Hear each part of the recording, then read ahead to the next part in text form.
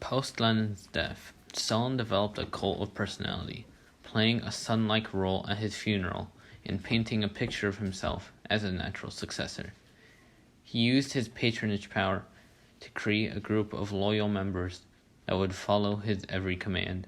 He then destroyed both the left and the right, exiling Trotsky and leaving no other government party to stop him.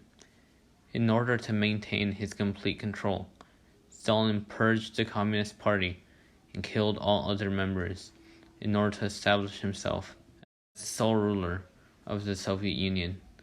He then placed new members that were loyal to him, leaving no one to know the actions he had previously taken.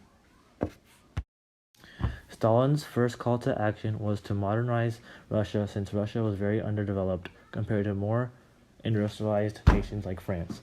Stalin started this by establishing collectivization and industrialization. Collectivization was a policy that took resources/necessities from everyone in Russia and replaced in collective farms. Many hated this policy, and Stalin faced massive amounts of opposition. However, this allowed the nation's industrial development to prosper, but many died due to starvation.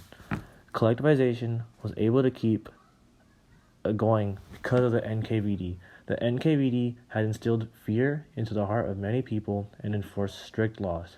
Stalin's secret police was used to make sure there was not any form of opposition. Another way Stalin dealt with any form of opposition was by establishing labor camps. Anyone that showed any form of opposition was sent to these labor camps where they would work to their deaths. Stalin had also ensured that Russia would be run by one party, which he was the leader of. This allowed him to stay in power because there wasn't any other party to fight him. Stalin eventually created the 5-year plan, which was Stalin's plan to induct quotas for industrial production. In the plan, many factories increased production, and because of that, Russia's resources doubled. During the 5-year plan, workers were told that they had more resources than they actually made, which is why it kept going.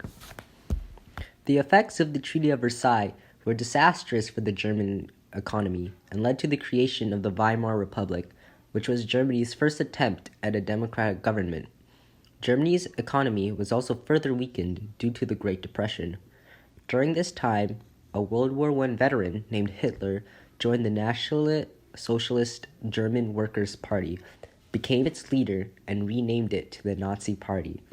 In 1923, Hitler initiated a failed attempt to overthrow the Weimar Republic called the Beer Hall Putsch.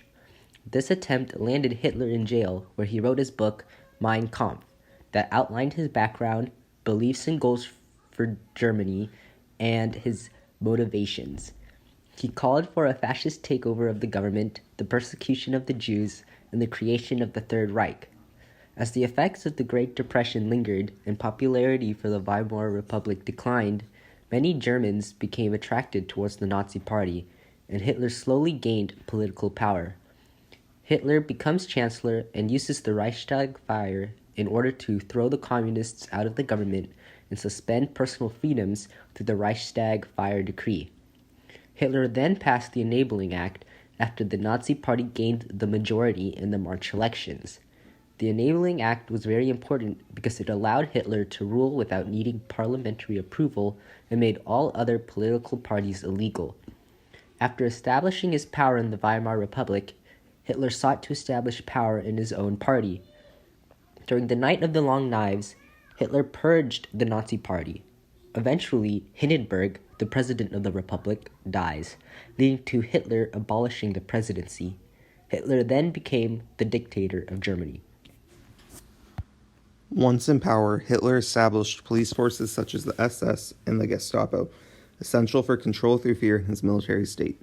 He also set up concentration camps for political enemies and began rebuilding Germany's military. He also established single-party rule in which all government positions were held by Nazis. One such influential position was the Minister of Propaganda, held by Joseph Goebbels. Propaganda and censorship were major factors in Hitler's totalitarian regime. Media not in support of Nazis, such as radio, were banned. The independent press was abolished as well. In terms of the economy, Hitler began to spend a lot more on public works projects, employing much of the German population, creating a fondness and sense of loyalty to Hitler among the German people. Lastly, Hitler began to persecute Jews and use them as a scapegoat for Germany's problems. As a result, a boycott of Jewish businesses was started, socially and economically isolating Jews. Shortly after, in 1935, the Nuremberg Laws were instituted, restricting things such as shared facilities between Jews and Germans, restricting relationships between Germans and Jews, and taking away Jews' citizenship. Then, in 1938, Kristallnacht took place, in which Nazis violently destroyed Jewish homes, businesses, and synagogues.